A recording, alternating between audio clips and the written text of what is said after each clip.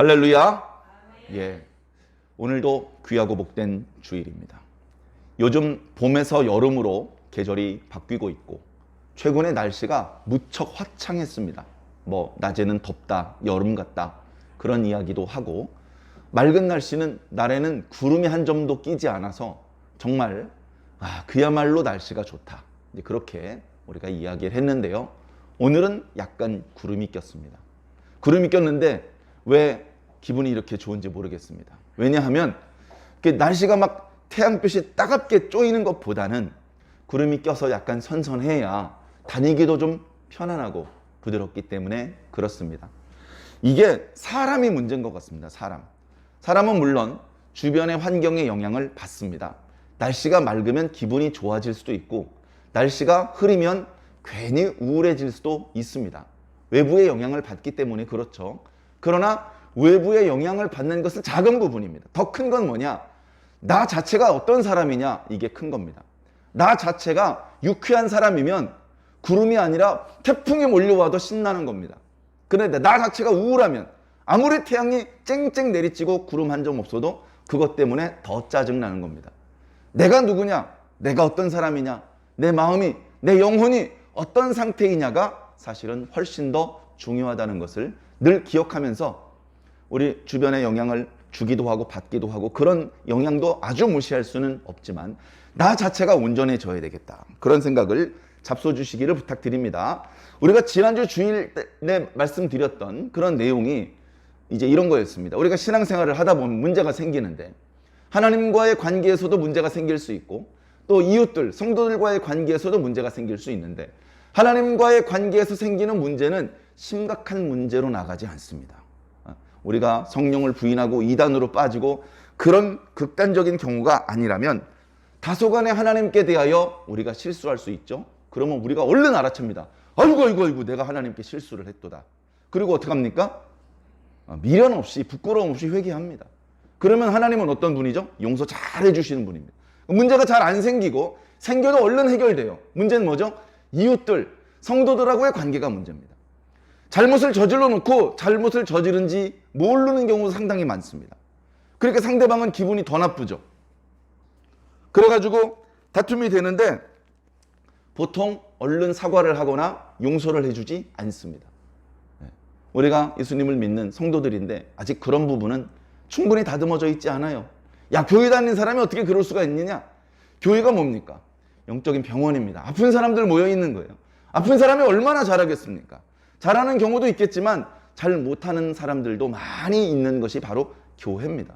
그러다 보면 성도들 간에 사랑하고 예수님 말씀하신 대로 서로 사랑해야 되는데 그런데 다투고 그 분쟁으로 일어나고 또 엉뚱한 그 문제로 이게 번져갈 수도 있는 것이죠. 그래서 그렇게 안 좋은 문제가 자꾸 커져가고 이러면 안 되니까 그런 부분에 대해서 교훈을 내주고 그리고 조금 성숙한 신앙인들이 옆에서 도와주고 그래서 교회 전체가 화평하고 덕을 세울 수 있도록 해야 되는 것이죠. 고린도전서 말씀도 크게 보면 그런 겁니다. 너희들이 하나님과 이런 문제가 생겼도다. 이게 아닙니다. 너희들이 성도들 간에 이런 문제가 생겼도다. 그 문제를 해결하기 위해서 기록한 것이 바로 고린도전서 말씀. 2000여 년 전 고린도 지역에 있던 성도들에게만 도움이 되는 것이 아니고 오늘 우리들에게도 도움이 되기 때문에 번역이 돼요. 오늘 우리들에게도 이렇게 읽혀지고 묵상되고 예배 시간에 선포가 되는 것입니다. 잘 귀담아 들어야 되죠. 사도 바울은 대증요법을 쓰지 않습니다. 의사들 중에 아픈 사람이 있으면 그 문제를 해결해 줘야 되잖아요. 그런데 의사들 중에서도 상중하가 있는데 제일 실력이 낮은 의사가 대증요법을 씁니다. 증상에 대한 처방을 내리는 것이죠. 손이 아프면 손에 약 발라주고 배가 아프면 배 안 아픈 약을 줍니다. 그걸로 끝입니다. 대증요법. 그런데 이 의사가 더 공부를 많이 하고 경험을 많이 하고 그래서 뭔가 글씨로 학문으로 설명할 수 없는 내공이 생겨서 중급을 지나 상급이 되면 병자가 오면 예를 들어서 코에 병이 있어서 오면 코는 보지 않고 허파를 강하게 하는 약을 처방해 줍니다. 근본적인 문제를 해결해 주는 것이죠. 그래 사도 바울도 의사로 표현을 하자면 고린도 교회에 영적인 환자들이 있어요. 그 환자들을 다시 건강하게 만들어서 예수님도 잘 믿고 하나님도 잘 믿어서 결국 천국에 가는 천국 백성으로 만들어야 되는데 병을 치료해야 된다는 것이죠. 그래, 이렇게 살펴보니까 겉으로 드러나는 증상이 다양한 증상이 있습니다. 그 중에 어느 것 하나도 그냥 방치시키면 안 되는 위험한 것들입니다. 예를 들면 교회 안에 분쟁이 생깁니다. 성도들 중에 간음하는 사람이 생깁니다. 성도들끼리 막 고소합니다. 우상에게 바친 제물을 막 먹습니다. 그 교회 안에서 여성들이 오늘날의 관점에서 여성을 폄하하는 말씀처럼 느껴지는데 당시 사회적인 관점으로 이해를 해야 된다는 말씀을 몇 차례 드렸죠. 그래서 여자들의 복장이라든가 머리, 헤어스타일, 여자가 머리를 짧게 하고 남자가 머리를 길게 하고 여자가 예배 시간에 머리에 수건을 쓰지 않고 여자가 예배 시간에 막 발언을 하고 그런 것 때문에 여러 오해와 교회의 분란 이런 것들이 생겼기 때문에 여성들은 절제하는 것이 좋겠다라고 이야기를 했는데요. 여러 가지 이제 문제들이 교회에서 나타나는 거예요. 여러 가지 문제들이. 그 여러 가지 문제들에 대해서 분란의 문제는 야 임마 싸우지 마. 야 우상의 제물은 야 임마 먹지 마. 야 머리수건 여자는 써. 이렇게 대증요법을 쓴 것이 아니고 하도 못 알아들으니까 구체적인 방법도 일러주기는 하지만 사도 바울의 우리 고린도전서 말씀을 자세히 살펴보면 근본적인 부분을 건드려 주는 겁니다. 너희들이 지금 개바파다, 아볼로파다, 바울파다 싸우냐? 너희들이 누구냐? 너희는 하나님께 부름받은 성도야. 하나님께 부름받은 교회라고. 부르신 하나님이 한 분인데 왜 싸워? 우리가 모두 우리를 부르신 분이 하나님이라는 것을, 나를 부르신 하나님과 쟤를 부르신 하나님이 같은 분이라는 것을 안다면 싸울래야 싸울 수가 없는 것이다. 생각해봐라. 바울이 너희의 죄를 씻기 위해 십자가에서 죽은 것이냐? 너희들이 신앙을 가지게 되었을 때에 많은 선배 신앙인들, 증인들 앞에서 바울의 이름으로 세례를 받은 것이냐? 아니잖아요. 다 똑같이 예수 그리스도의 십자가 보혈의 은혜로 구원받은 거고 성삼위 하나님의 이름으로 세례를 받은 거잖아요. 넌 좀 다른 이름으로 받았니? 아니요. 똑같은 이름으로 받았어. 그런데 무슨 바울파가 있고 무슨 아볼로파가 어딨어.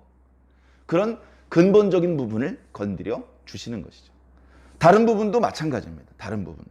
우상의 제물을 먹는 부분.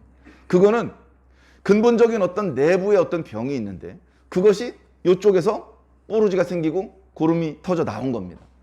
거기만 막으면 안 돼요. 다른 쪽으로 또 터져 나올 수 있으니. 근본적인 부분을 해결을 해야 하는 것입니다. 그래, 고린도전서 8장 1절에 아주 유명한 말씀이 있죠. 지식은 우리를 교만하게 만든다. 그러나 사랑은 덕을 세운다. 그래서 뭐죠? 사랑으로 덕을 세워야 된다는 말씀을 하는 거예요. 지식이 불필요한 겁니까? 이거 영적인 지식이고 성령님께서 가르쳐 주신 지식인데 소중한 지식이죠. 소중한 지식입니다. 그런데 그 지식이 사랑과 함께 가지 않으면 교만해지게 만든다는 거예요. 교만해지게.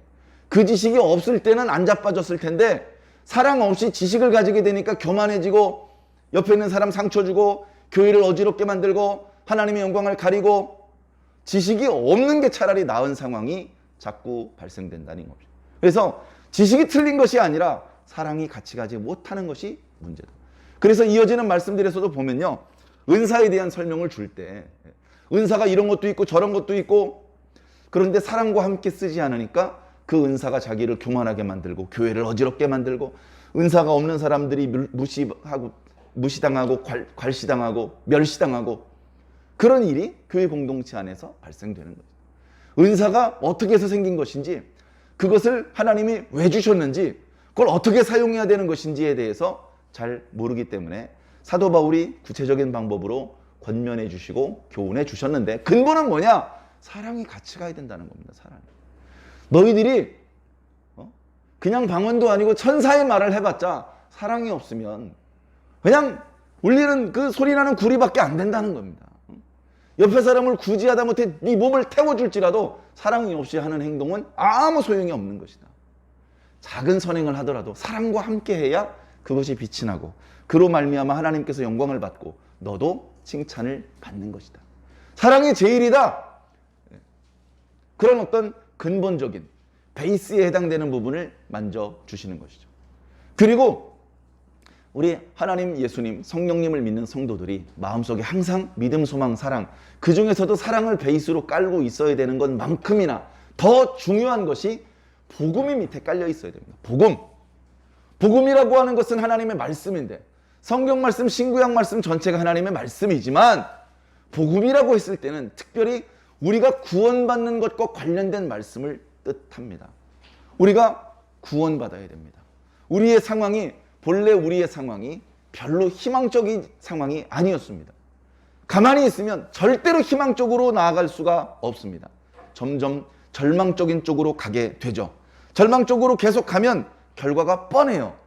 그렇기 때문에 아직 완전한 절망에 떨어지기 전에 그 중간에 있는 인간은 그를 두려워하고 늘 뭔가 불안해할 수밖에 없습니다. 그런 상황에 복음이 들리면, 야, 우리가 저쪽으로 굴러떨어져서 꽥 죽을 수밖에 없는 상황인데, 우리의 힘으로는 이 상황을 개선할 수 있는 여지가 없는데, 야, 하나님이라는 좋은 분이 아무 대가를 바라지 않으시고 우리에게 복을 주신대, 우리를 구원해 주신대, 우리를 사망에서 생명으로 옮겨 주신대. 그래서 이 말씀이 복음인 겁니다. 복된 음성, 복된 음성. 세상에 좋은 소리가 많죠. 우리의 마음을 감동을 주고 우리의 마음을 편안하게 만들고 수없이 많은 좋은 소리가 있습니다. 신앙을 떠나서는요, 대부분의 학자들이 동의하는 것이 가장 좋은 소리는 저 사람이 부르는 내 이름이랍니다. 세상에서 제일 좋은 소리는 저 사람이 내 이름을 말해 주었을 때, 그게 제일 좋은 소리래요. 그 사람이 내가 존경하는 사람이거나 내가 사랑하는 사람이면 째진답니다. 기분이 째진대요. 내가 좋아하던 사람이 내 이름을 불러주면 그 뒤에 뭐 다른 표현이 달리지 않아도 내 이름을 불러주는 것 자체. 조용필을 좋아하는 사람이 있습니다. 조용필이라는 이름을 하루에도 100번씩 부르고 다니는데 과연 조용필이 그 팬을 알까요? 그런데 콘서트를 할 때 그 팬이 보낸 편지를 조용필이 읽었어요. 팬레터가 너무 많으니까 다 못 읽습니다. 그런데 하나를 읽었어요. 제가 이번에 전주에 콘서트 오실 때 제가 콘서트에 갈 겁니다. 아름다운 노래로 제 마음을 즐겁게 해주십시오. 뭐 이런 팬레터를 썼습니다. 조용필이 그걸 읽었어. 가만히 있어. 누가 쓴 거야? 아, 홍길동이라는 사람이 있었구나. 해가지고 노래를 부르다가 중간에 이제 목도 좀 쉬어야 되니까 멘트를 하잖아요. 인사도 하고. 그때 팬레터 이야기를 합니다. 전주에 사시는 분 중에서 저한테 편지를 썼는데 여기 혹시 홍길동이라는 분 계십니까? 기절합니다. 기절해. 우와, 조용필 입에서 내 이름이 나왔어. 조용필 입에서. 더 얻고 싶은 소원이 없겠죠. 그래서 신앙을 떠나서는 세상에서 내가 존경하고 또는 내가 사랑하는 사람의 입에서 내 이름이 이렇게 들리는 거, 그게 세상에서 제일 아름다운 소리랍니다. 신앙 안에서는 어떤 거죠? 하나님의 아들이 이 땅에 오셨다. 이거보다 더 좋은 소식이 없어요. 하나님의 아들이 이 땅에 오셨어. 야, 그럼 됐어. 야, 그럼 살 길이 열리겠다. 야, 그럼 이 문제가 해결될 수 있겠다. 하나님의 아들이 안 오시면 방법이 없어요. 그런데 우리가 오시라고 부탁도 하지 않았는데 당신이 스스로 와 주셨습니다. 네? 생각을 해보세요. 내가 심장이 고장났어요. 심장이 고장나서 고쳐보려고 여러 가지 방법을 썼겠죠? 뭐 약도 먹어보고 수술도 받아보고. 근데 결론은 뭐냐? 이 심장은 못 쓴다는 거예요. 심장 없으면 어떻게 됩니까? 살 방법이 없잖아요. 살 방법이 있어. 어떤 사람이 심장을 기증해주면, 심장을 기증해주면 그 심장을 여기다 이식하면 살 수 있어. 누구 심장을 이식하면 좋냐? 알러지 반응이 없는 사람 중에서 아주 젊고 건강한 사람의 심장이면 좋대. 그래서 선생님 보니까 저랑 알러지 반응도 없고 잘 맞는 스타일입니다. 거기다가 선생님은 젊고 선생님 이렇게 만져보면 어이구 심장이 뚝딱뚝딱. 선생님 심장을 저한테 하나만 기증해 주시죠. 기증해 줄 수 있을까요? 기증해 주는 순간 그 사람은 죽습니다. 그렇기 때문에, 그걸 알기 때문에 목숨이 하나고 심장이 하나인 걸 알기 때문에 선생님 심장 저한테 좀 기증해 주시면 고맙겠습니다라는 말을 꺼낼 수가 없어. 정상적인 이성을 가진 사람이라면. 맞죠? 그렇기 때문에 우리는 예수님께 주님, 우리가 살려면 할 수 없이 주님께서 십자가에 돌아가셔야 됩니다. 피 한 방울 남기시면 안 돼요. 다 쥐어짜서 흘리셔야 됩니다. 그런 말씀을 드릴 수 있습니까? 안 되는 거예요. 우리는 알지만, 아니지, 몰랐지. 알든지 모르든지 우리는 그냥 멸망으로 갈 수밖에 없는 상황인데, 모든 것을 아시는 하나님께서, 모든 것을 아시는 예수님께서 자기 발로 오신 것입니다. 그 사랑이 얼마나 큰지는 이게 측정이 불가해요. 측정이. 이게 인간의 언어로 충분히 묘사하는 게 불가능합니다. 안 되니까 그냥 그 큰 사랑 이렇게 말하는데요. 그걸로 아무리 해도 부족한 것 같아요. 여러분, 그 큰 사랑은 여러분들이 크다고 생각하는 것보다 훨씬 큽니다. 그렇게 아시고 늘 감사해 하시기를 부탁을 드립니다. 자, 예수님께서 그렇게 큰 사랑을 베풀어 주셨어요. 그것 때문에 우리가 구원받고 그것 때문에 우리에게 희망이 생겼습니다. 근데 어떤 놈이 말합니다. 그걸로 안 돼! 라고 말합니다. 그러면 이게 감당할 수가 없는 거예요. 지금 하나님의 아들이 오셨고 하나님의 아들이 우리와 똑같은 인간의 모양으로 오셨고 하나님의 아들이 가지고 계신 능력이 얼마나 탁월한데 그 능력을 하나도 안 쓰셨고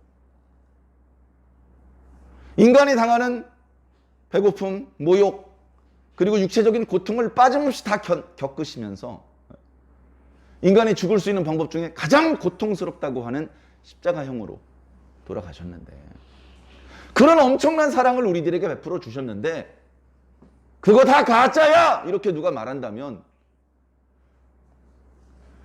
어떻게 해야 되겠습니까? 그 사람은 하나님께서 하시는 일을 방해하는 게 되겠죠. 예수님 믿고 구원받을 수 있는 무수히 많은 사람이 구원받지 못하게 가로막는 사람이 되겠죠. 그 사람의 말이 만약에 참이라면 인간에게는 그 어떤 희망도 없는 것이 되겠죠.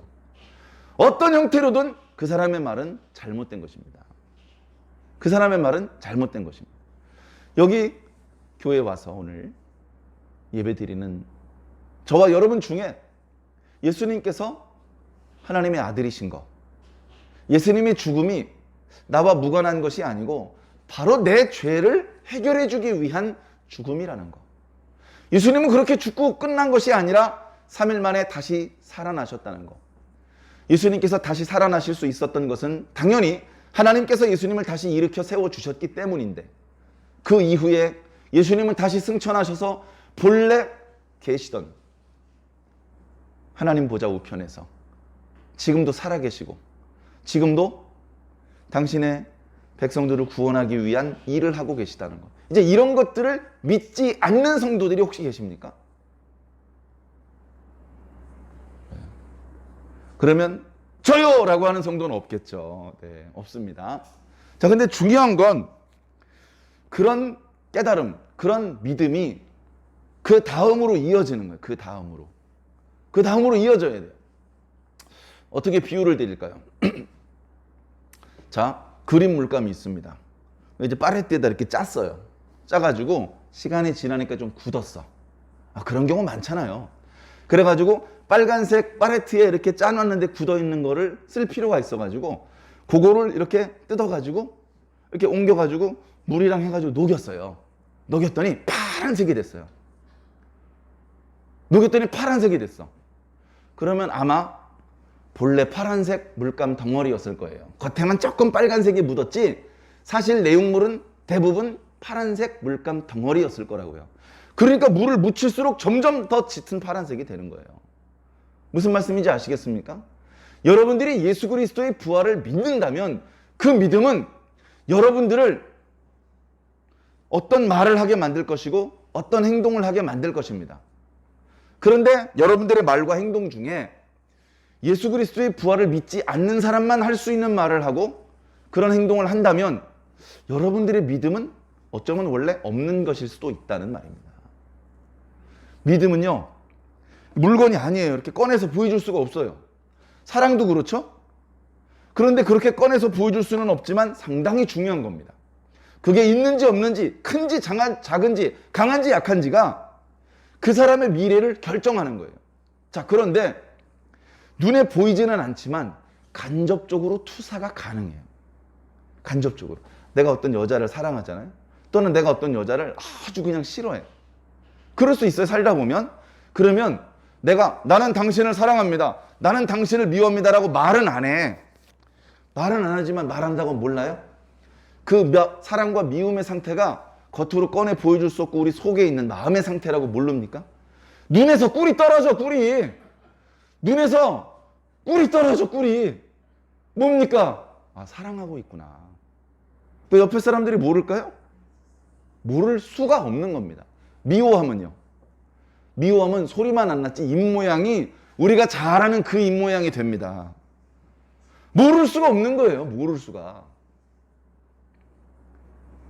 그것과 똑같습니다. 우리가 하나님, 예수님, 성령님을 믿고 그분들이 우리들에게 베풀어 주신 은혜가 어떤 것인지 그것을 제대로 깨닫고 믿는다면, 그러면 어쩌면 우리도 하나님, 예수님, 성령님이란 이름만 들어도 얼굴이 펴지고 눈에서 꿀이 떨어지고 입술에서 좋은 말이 막 나갈 거예요. 그러지 않겠습니까? 근데 그게 안 나간다면 정말 믿는 건가? 의심스러운 거죠. 믿음은요, 절대 가만히 있지 않습니다. 움직입니다. 믿음은 움직인다고요. 믿음은 움직인다고요. 돈이 필요해. 돈이 필요해. 돈이 필요한데 가진 건 없고 손바닥만한 땅이 있어. 손바닥만한 땅이 있어. 그래가지고 한숨을 푹푹 쉬고 있는데 하나님의 선지자가 와서 왜 그렇게 한숨을 쉬십니까? 제가 돈이 필요한데 돈이 없습니다. 돈이 필요한데 돈이 없습니다. 그럼 제가 방법을 알려주겠습니다. 당신 손바닥만한 땅이 있죠? 거길 파십시오. 석유가 나올 겁니다. 그랬더니 이 사람이 아멘, 믿습니다, 할렐루야, 어우 너무 감사하네요. 그리고선 땅을 안 파요. 아, 여보세요, 돈이 필요하다면서요. 빨리 땅을 파세요. 땅 팔려면요 돈이 많이 들어요. 땅 팔려면 돈이 많이 들어. 그래가지고 억지로 빚을 내고 어쩌고 융통을 해가지고 땅을 팠는데 기름 안 나오면 빚더미에 앉을 텐데 나는 그 빚은 감당할 수 없습니다 하면서 땅을 안 파는 거예요. 그거 믿는 사람 맞습니까? 할렐루야 했잖아, 좀 전에. 할렐루야, 참 감사하네요 했잖아. 그게 그 믿음이 진실이라면 행동으로 이어져야 되는 거죠. 행동으로 이어져야 되는 거죠. 네? 밖에 폭우가 쏟아집니다. 우산이 없어. 나가야 되는데 선지자가 얘기를 합니다. 5초 후에 멎을 겁니다. 그럼 우산 없이 당당하게 나갈 수 있어야 돼요. 이러고 있다가 알았어요, 5초 있다 비 그치면 그때 나갈게요 이러고 있습니다. 이건 믿음이 아니라는 거죠. 네. 믿음은 그 다음으로 움직이게 만드는 힘입니다. 믿음이 없으면 움직일 수 없어요. 여러분, 믿음으로 하시기 바랍니다. 믿음으로 하셔야 돼요. 땅에 휴지가 떨어졌잖아요. 그걸 주실 수 있어요. 믿음으로 주실 수도 있고요, 외식으로 주실 수도 있어요. 줍는 행동 자체를 선하다 선하지 않다고 말할 수 없어요. 그 사람이 어떤 존재인지가 중요해. 믿는 사람이야, 신자, 성도, 그 믿음을 가지고 주셨어. 그러면 하늘의 상급이 없어지지 않을 겁니다. 외식함으로 주셨어요. 벼락 맞는 거예요. 똑같은 행동을 했는데, 아니 좋은 일 했는데 왜 벼락을 던지세요? 그렇게 말할 수 없다는 겁니다. 우리들의 마음을 살펴보시기를 부탁을 드립니다. 원래 믿음은 믿을 수 없는 걸 믿는 거예요. 믿음이에요. 콩으로 매주 쏘는 겁니다. 에이, 목사님 그걸 어떻게 믿어요? 그렇게 말하지 않습니다. 다 콩으로 매주 쓰는 걸 많이 봐왔거든요. 팥으로 매주 못 쏟죠? 한번 해보세요. 안 됩니다. 발효가 안 되고요, 그 맛이 안 나. 괜히 팥만 배래요. 콩으로 매주 써야 됩니다. 그냥 매주 형태만 하면 안 되고 새끼줄 누줌이 이렇게 다 방법이 있어요. 그 방법대로 해야 돼요. 예? 그런데 팥으로 해도 매주가 됩니다. 안 되는데? 근데 팥으로 했더니 매주가 됐어요. 이런 걸 봐야, 그래야 믿는 겁니다. 그러면 이제 사람들이 갈라져요. 어떻게 갈라지느냐? 믿는 사람과 믿지 않는 사람으로 갈라집니다. 믿는 사람은 어떤 사람이죠? 봤어. 야, 팥이 메주가 되는 걸 내가 봤어. 내 맛을 봤거든. 기가 막혀, 기가 막혀. 이걸 본 사람은 믿고요. 못 본 사람은 야, 말도 안 되는 소리 하지 마. 그런 속담이 왜 나왔겠어 하면서 안 믿어주는 거죠. 그리고 다른 자리에서 파수를 해보면 정말 안 됩니다. 그러니까 안 믿는 사람은 점점 안 믿는 의심이 굳어지는 거죠. 믿는 사람은 다시 해보니까 또 돼. 완전히 갈라지는 거죠. 완전히 갈라져요. 이 사람도 참말이고 이 사람도 참말인데 그 두 개가 맞질 않아요. 이게 믿음이고 이게 신앙입니다. 오늘날 많은 그리스도인들이 있습니다. 세계 인구의 잘 나갈 때는 3분의 1, 잘 안 나갈 때도 5분의 1이 기독교인이라고 말하는 그런 시대입니다. 자, 그런데 전 세계 인구의 5분의 1이 예수 부활을 믿을까요?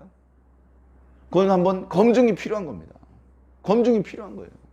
그래서 저 예수 믿는데요. 그 말만 믿고 천국으로 들여보내주시지 않으시고 하나님께서 반드시 검증의 과정을 거치십니다.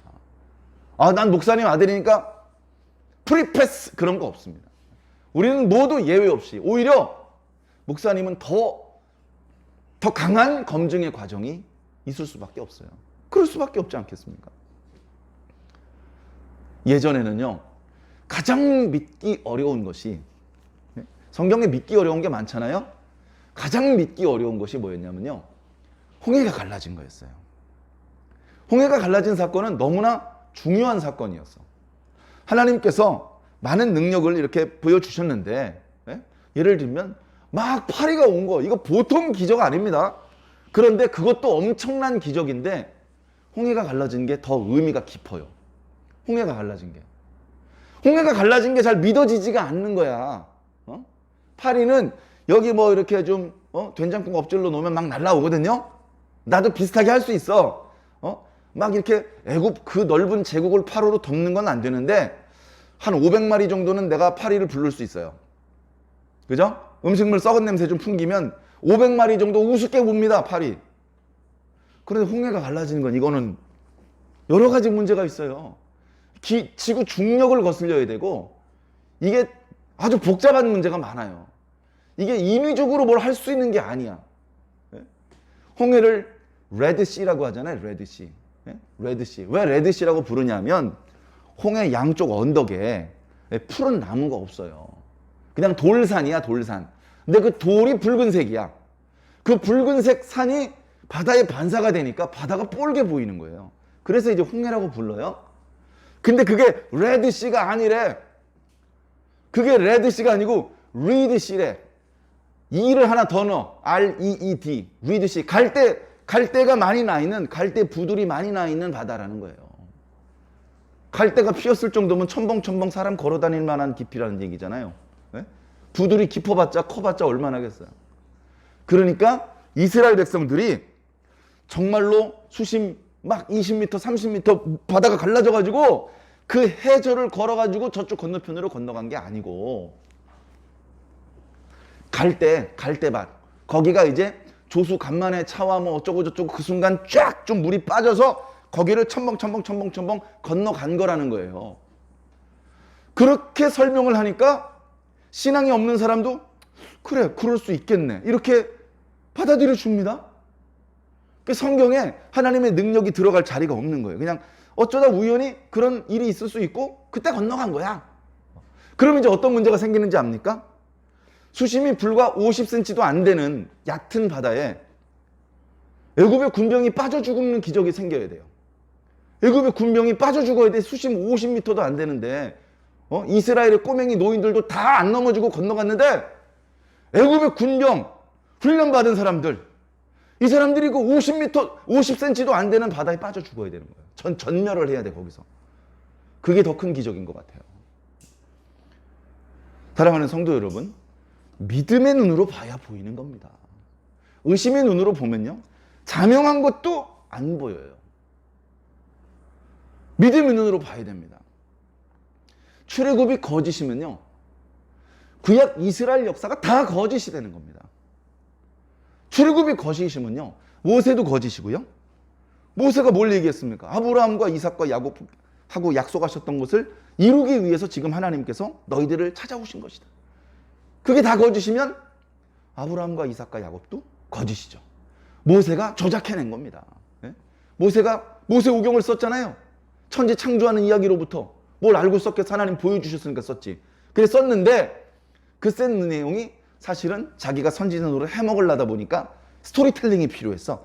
그래가지고 적당히 그 주변에 있는 설화들을 짬뽕 믹스 짜집기 해가지고 구약 성경을 쓴 거야. 그랬더니 유대인들이 이스라엘 백성이 홀랑 넘어가가지고 모세를 하나님처럼 떠받들었고 어쩌고 저쩌고 그런 내용이 훨씬 더 그럴 법하게 들립니다. 사랑하는 성도 여러분, 믿음을 걷어내고 보려는 어떤 습관을 버리셔야 됩니다.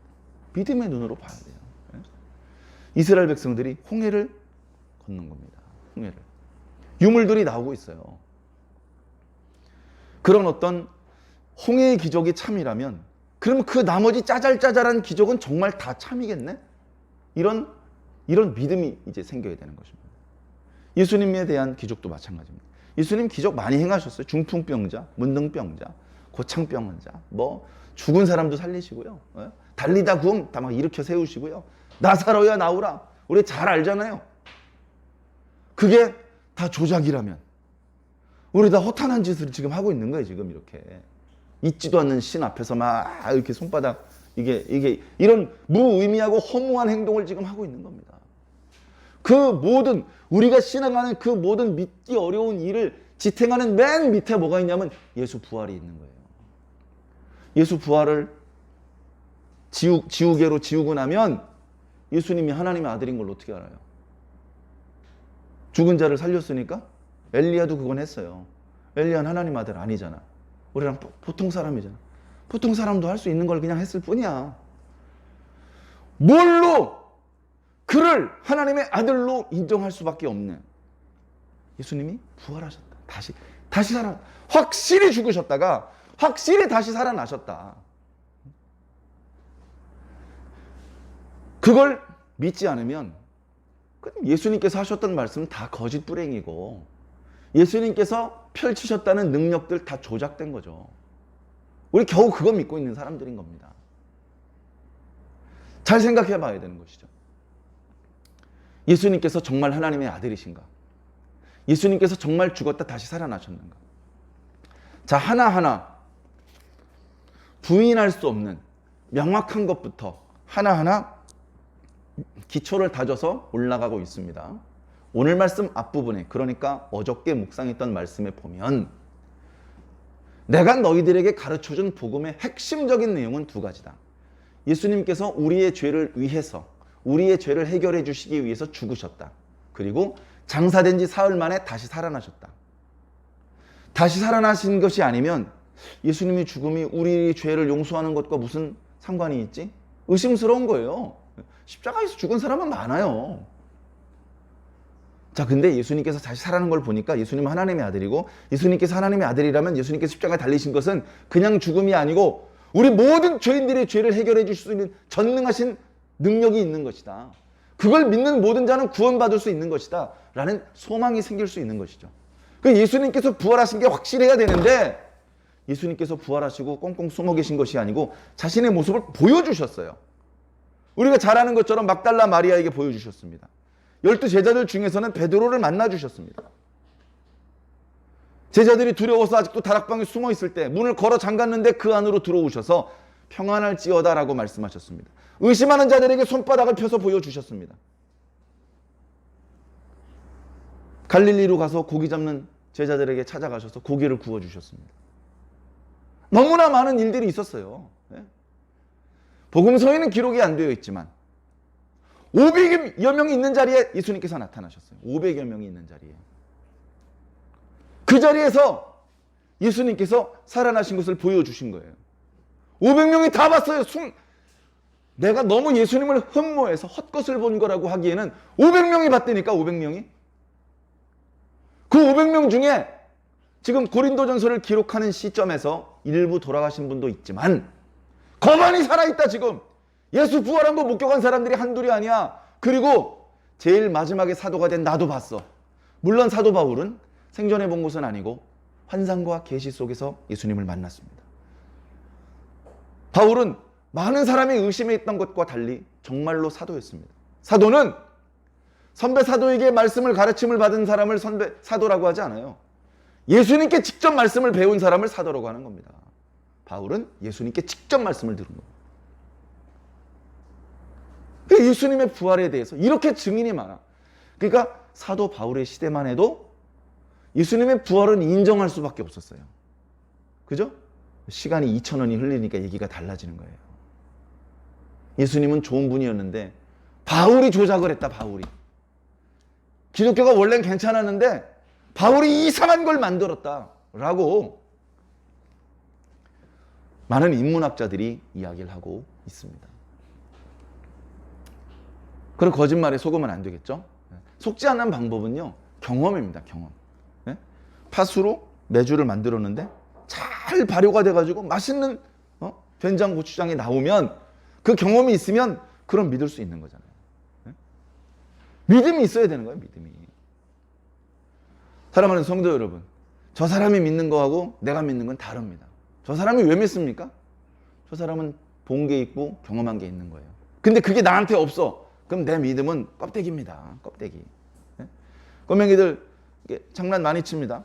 금화처럼 초콜릿에다가 금박을 이렇게 포장을 해가지고 초콜릿을 이렇게 하는데 그걸 잘 벗겨가지고 초콜릿을 싹 뺀 다음에 다시 잘 모양을 만들어 놓습니다.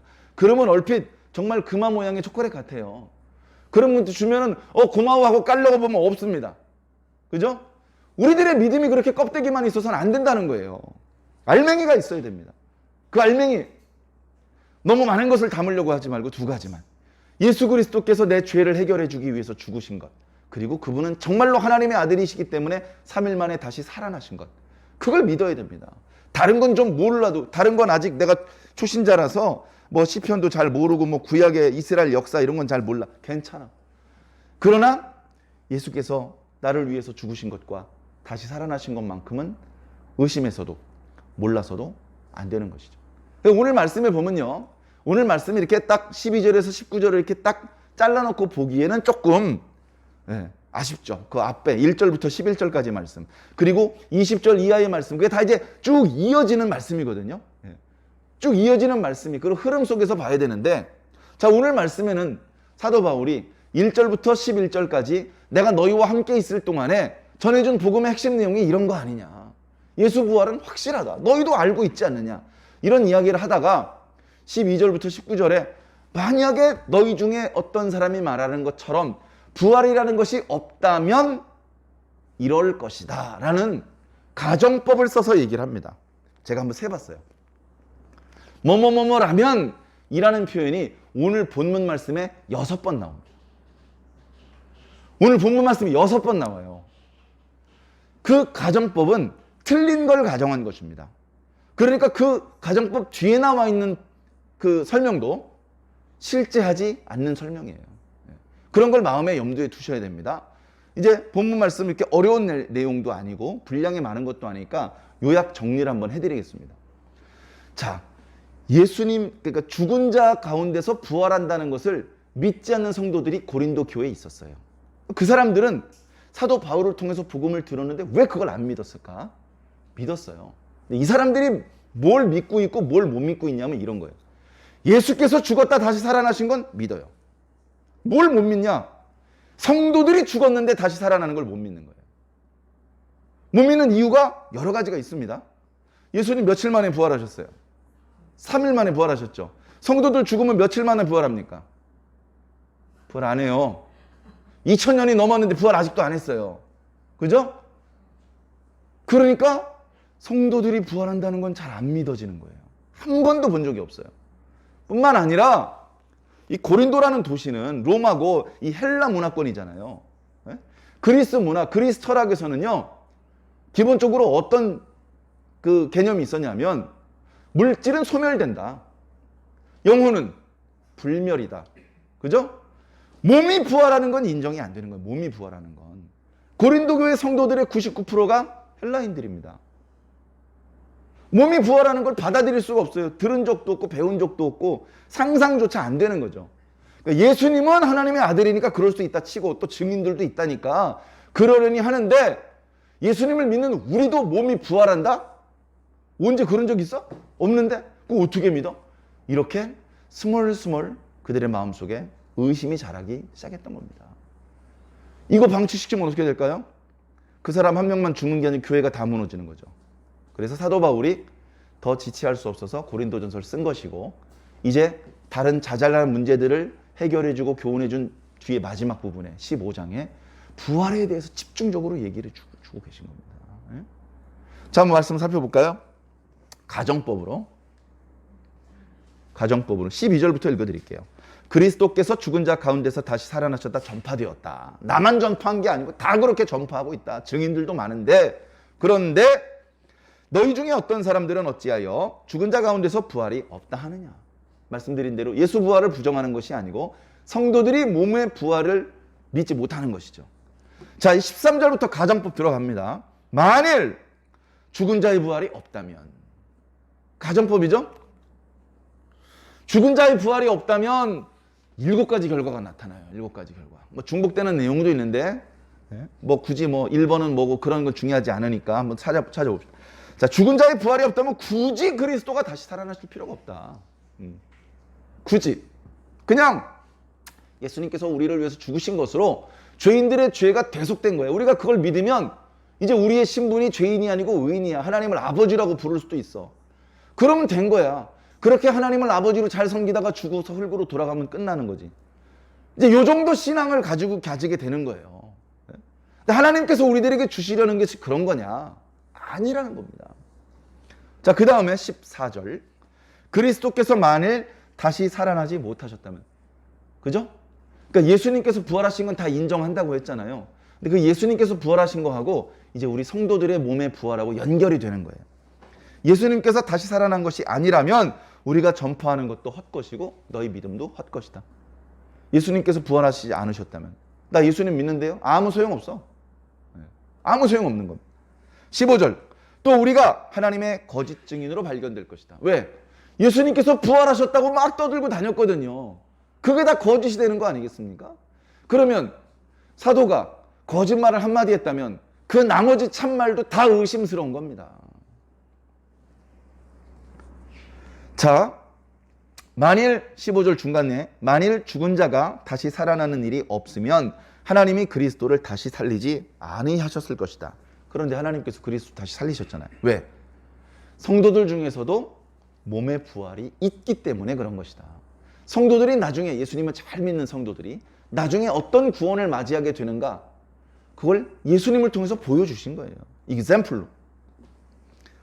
자, 16절. 만일 죽은 자가 다시 살아나는 일이 없으면 그리스도도 다시 살아나신 일이 없었을 터이요. 그리스도께서 다시 살아나신 일이 없으면 너희의 믿음도 헛것이고 너희가 여전히 죄 가운데 있고, 또 그리스도 안에서 잠자는 자들, 죽었다고 말하지 않고 잠잔다고 말하죠. 왜? 나중에 부활할 거니까. 잠에서 깨는 것처럼 다시 일어설 거니까. 그런데 예수 부활이 없으면 그 사람 다시 못 깨. 그냥 끝난 거야. 자, 마지막 19절. 만일 그리스도 안에서 우리가 바라는 것이 다만 이 세상의 삶뿐이라면 세상에서 우리가 가장 불쌍한 자일 것이다. 우리는 예수님 믿고 예수 부활 믿고 이 세상에서의 부귀영화를 포기하고 이 세상에서 오직 예수님 믿고 사회적으로 지탄을 받고 여러 가지 권리를 박탈을 당해도 그런 손해를 감수하고도 예수 신앙을 놓지 않고 붙잡았는데, 근데 그렇게 인내하면서 산 이 신앙의 결과가 허무한 것이라면, 아무것도 보상이 없는 것이라면 우리가 제일 불쌍한 자들이죠. 교회 다니는 사람이 세상에서 제일 불쌍합니다. 졸리면 주일날 늘어지게 낮잠 잘 수도 있잖아요. 돈 월급 받으면 쓸 데가 얼마나 많은데 교회에 헌금을 내고 있습니까? 그런 바보 같고 어리석은, 왜냐하면 그 행동이 아무 보람없는 일이 되기 때문에 우리가 제일 불쌍한 자라는 거예요. 자, 그러나 이 말씀은 가정이 틀린 것이기 때문에 결과도 반대로 이해를 해야 할 줄로 믿습니다. 그렇게 바꾸어서 한번 말씀을 다시 읽어보고 오늘 예배를 마치겠습니다. 14절에 그리스도께서 다시 살아나셨기 때문에 사도들의 전파는 참된 것이고 너희들의 믿음도 참된 것이다. 15절 우리가 사도들은 하나님의 참된 증인으로 발견될 것이다. 그리고 죽은 자가 다시 살아나는 일이 있기 때문에 그래서 하나님께서 그리스도도 다시 살려주신 것이다. 죽은 자가 다시 살아나는 일이 있기 때문에 그리스도도 다시 살아나신 것이고, 그리스도께서 다시 살아나신 일이 있기 때문에 너희의 믿음도 참되고 너희는 죄에서 해방된 것이다. 그렇기 때문에 그리스도 안에서 잠자는 자에게는 소망이 있다. 그리고 그리스도 안에 있는 우리가 바라는 것은 이 생뿐이 아니다. 이 다음에 올 세상도 소망하고 있다. 그렇기 때문에 우리는 불쌍한 자가 아니고 가장 행복한 자다. 사랑하는 성도 여러분, 행복이라는 단어가 뜬답니다. 그 단어 자체가 워낙 좋죠. 그 단어 옛날부터 있었는데요. 요즘에 떠요, 요즘에 뜨는데, 그 진정한 행복은요, 교회에 있습니다. 교회. 전에도 말씀드렸죠? 저희 교회 이름이 완주중앙교회입니다. 자세히 보면 행복이 샘솟는이라는 말이 앞에 있어요. 그죠? 그냥 완주중앙교회가 아닌 것이죠. 행복이 샘솟는 완주중앙교회입니다. 어떻게 해요? 김 목사가 행복 나눠줍니까? 저는 그럴 능력 없습니다. 그러나 이 교회를 통해서 선포되는 말씀은, 이 교회를 통해서 일하시는 성삼위 하나님께서 행복을 주십니다. 그게 참된 행복입니다. 내가 지금 당장 소고기를 못 먹어도 감사할 수 있고 행복할 수 있는 것은 우리에게는 소망이 있기 때문에 그렇습니다.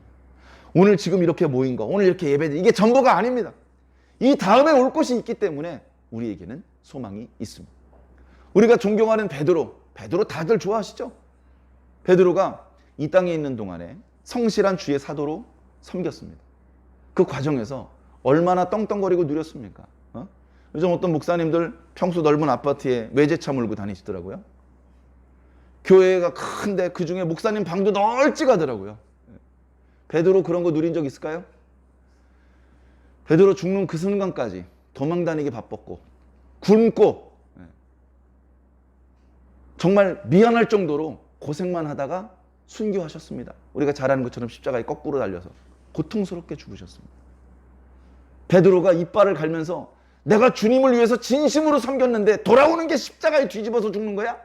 이러고 예수님 만나서 멱살 잡고 물러내 이렇게 하셨을까? 아니요.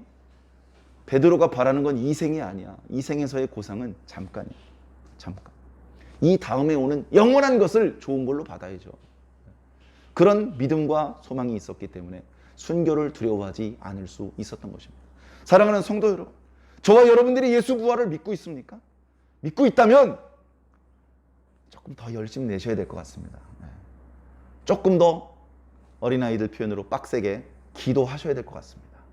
우리가 지금 현재 신앙의 열정은, 우리가 지금 현재 기도하는 어떤 모습은 마치 부활을 믿지 못하는 듯한 수준으로 지금 신앙을 하고 있는 것은 혹시 아닌가? 스스로 반성을 해보게 됩니다.